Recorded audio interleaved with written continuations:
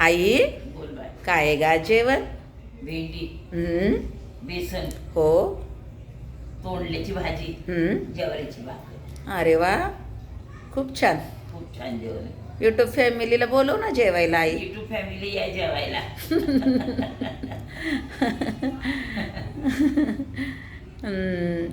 जेव आई, जेव जेव. काय म्हणते? 2 दिवस काय व्हिडिओ काढला नाही? हो. होय ना. मग आता म्हटलं कशाला रोज रोज आपण तरी काय भाज्या दाखवणार आहे ना नाही, गाई. नाही, बरोबर आहे. मग आता म्हटलं जाऊ दे, आज काढाव. आज आईला पण म्हणजे व्हिडिओ काढूशी वाटलं, मग काढला. आता आईचं कसं आहे ना भावांनो बहिणींनो, आईला पण वाटतं व्हिडिओ काढाव. आता आई काय थोडेच डान्स करणार आहे काय ॲक्टिंग करणार आहे, तर आईचा व्हिडिओ काय येणार की आपल्या जेवणाचा. मी म्हटलं बाई आता आईचा व्हिडिओ काढायचा तर काय काढायचा.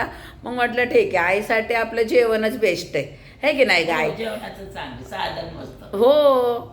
युट्यूब फॅमिलीची आई आहे माझी आई. Normal. माझी आई आहे आणि युट्यूब फॅमिलीची पण आई हो. हे ना गाई. सगळ्यांचीच आई. आई आईच असती आणि आई आपली काय ॲक्टिंग करू शकणार आहे.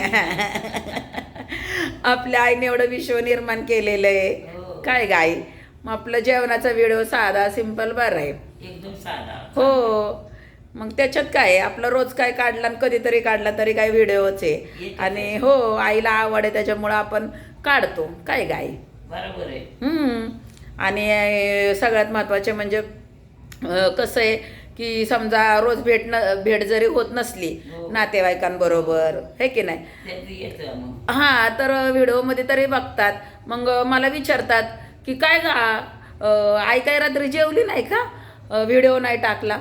म्हणजे बरेच असे की खरंच आहे आई, तुझे यूट्यूबचे फॅन आहेत की ते त्यांच्या लक्षात येतं बरोबर की आता म्हणजे व्हिडिओ येणार आहे की नाही आईचा.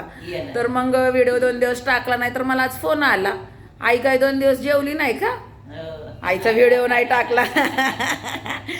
तर मग मी आज व्हिडिओ केला आईसाठी. जेव आई.